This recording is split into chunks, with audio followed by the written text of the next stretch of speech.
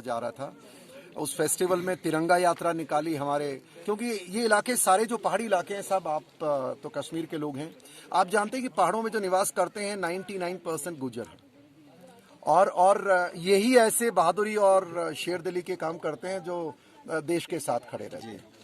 और इन्होंने जब ये काम किया तो उसके बाद गुलमर्ग के बाद हम तंगधार गए, जो करना क्षेत्र आप जानते हैं, जो 6 महीने सड़क से कटा रहता है।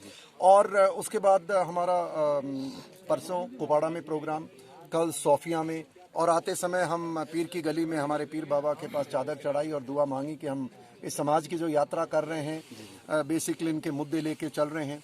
और उस मुद्दे में जब मैं आज सुरनकोट में हमारी सभा थी, यहाँ हमें हिल काका में अपने इन बहादुरों का आशीर्वाद लेने के लिए आना था जिन्होंने देश के लिए कुर्बानी दी। और उससे बड़ी बात ये थी कि आपके मार्फत, आपके चैनल के मार्फत, हमारे भी सोशल मीडिया के मार्फत देश के सामने बताना कि हिल काका एक मिनी कारगिल ऑपरेशन का नाम मैं एक सैनिक होने के नाते दे रहा हूँ, जहाँ पर 62 जैसा भी बताया गया है सिविलियन जो सैनिक नहीं थे, उसमें 6 महिलाएं थी।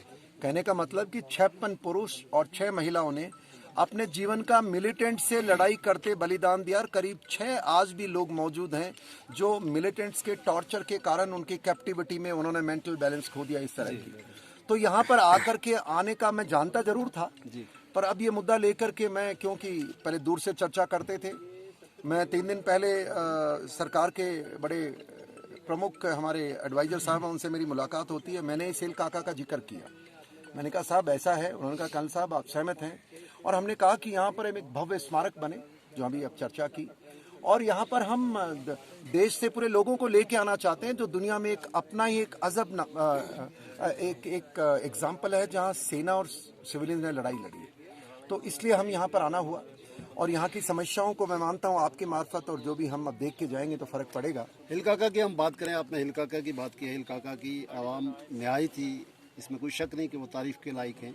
तारीफ नहीं, पूजनीय है वो हिंदुस्तान नहीं आप करेक्ट करें साहब, कश्मीर ट्रिब्यून के आप हैं, अपने हिंदुस्तान के शान है वो लोग। नहीं, हिल काका के लोग सब वंदनीय हैं, पूजनीय हैं। लेकिन मैं आपसे गुजारिश करूंगा कि अगर हिल काका की डेवलपमेंट की बात की जाए, ये दूर दराज इलाका है। हिल काका बफलिया से यहाँ से ऑलमोस्ट 17 किलोमीटर दूर पीछे है। हिल काका के लोग अभी यहाँ आज मौजूद हैं, लेकिन हिल काका के लोगों के पास आज भी बिजली नहीं है। देखिए साहब, आपने जो सवाल उठाया है ये राजनीतिक सवाल है जी, ये देश के मंथन करने का सवाल है। मैं तो इंटरनेशनल गुर्जर महासभा का एक कार्यकर्ता हूँ, मेरी कौम का आपकी स्ट्रगल जो आप कितनी स्ट्रगल करेंगे इसमें? मैंने अभी आपके सामने कहा है। देखिए, मैं अगेन 2-3 मुद्दे उठाना चाहता हूँ। पहली बात तो ये कि यहाँ के जो लोग हैं वंदनीय, इनके सेक्रीफाइस का इतिहास में कहीं एग्जाम्पल नहीं मिलेगा। इसको दबाया गया, छुपाया गया। जी। अब वो छुपाने वाले तो आपके ही लोग होंगे। मैं तो देखो एक नौकरी पेशे वाला आदमी था, जब रिटायर हुआ तो मैंने कहा अब मैं यात्रा के माध्यम से जागरूक करना काम है, जागरूक करेंगे, काम होंगे। अब जब ये 5 साल या 4 साल हो गए, मैं पहली बार जम्मू में हिल काका के बारे में हमारी यहाँ के ताहिर भाई कहाँ हैं, ताहिर भाई से बात होती है तो मेरे को पता लगा, फिर मैं भी इससे जुड़ा हुआ था।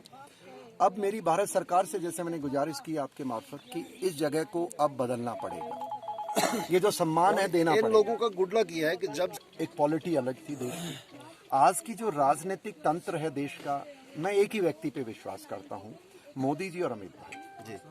वो क्यों विश्वास करता हूँ उसका कारण बताना चाहता हूँ।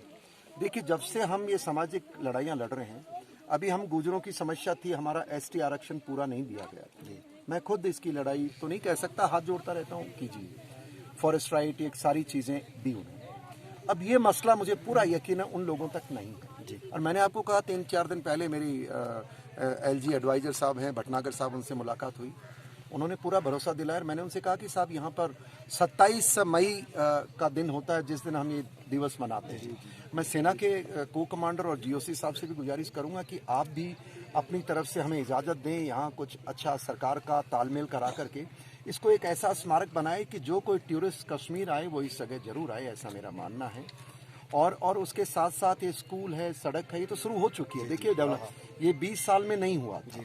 अब ये सड़क जब भी बनने लगी, धक्के खाती, ब्लैक टॉप अब होने लगी है, और ये भी शुरुआत है। मैं मानता हूँ सरकारें ध्यान दें, और गुजारिश आपकी तरह हम भी करते रहेंगे। आपने बड़े नरम दिल इंसान हैं, आप तो कह रहे हैं हमें किसी शिकायत नहीं है। मैं तो खड़ा होकर कह रहा हूँ, मैं गुर्जर हूँ, इंटरनेशनल गुर्जर महासभा का हूँ, मुझे शिकायत है तो है भाई। जो नॉन ट्राइबल्स हैं वो ट्राइबल्स में कैसे आ सकते हैं? जी जी।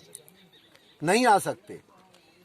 ट्राइबल को आप डिफाइन करना है, आइन ने डिसाइन कर रखा है, कॉन्स्टिट्यूशन है, भारत की पार्लियामेंट ने कर रखा है। मैं तो कोई मेरी तो औकात ही नहीं है भाई साहब। हाँ, एक नागरिक हूं और मैं खुल के कहता हूं कि ट्राइबल्स के अंदर नॉन ट्राइबल नहीं जा सकते, नहीं जाने चाहिए, विरोध करेंगे, आखिर तक करेंगे। पर एक बात, आपने सवाल पूछा इसलिए मैंने मेरी बात कही। आप ये बताओ, कहा किसने कि ये ट्राइबल्स में नॉन ट्राइबल्स को डाल रहे हैं? पहली बात, मैंने तो एक दिन थोड़े दिन पहले सुना था अमित शाह साहब आए, उन्होंने कहा कि आपको अस्टिक दी जाए। मुझे नहीं पता है। मैं अमित शाह जी आए 4 तारीख की बात है और मेरी 3 तारीख को जो लोकतंत्र में ताकत में हैं उनसे हाथ जोड़ने गया था कि भाई साहब हमारे साथ क्यों अन्याय कर रहे हैं। हमें कहा गया कि कोई अन्याय नहीं है और अमित शाह जी ने 4 तारीख को मोहर लगाई है। क्या मोहर लगाई है?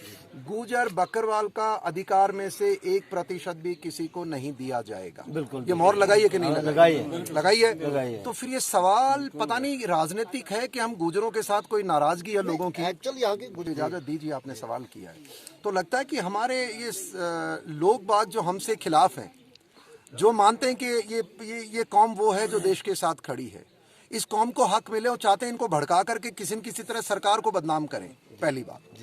और मैंने जहां तक अमित शाह का मैंने वो भाषण सुना था, मैंने उनको कहीं कहते हुए नहीं सुना कि किसी दूसरी जाति को शेड्यूल ट्राइब में डाला जाएगा। मैंने जो समझ में आया, उन्होंने कहा कि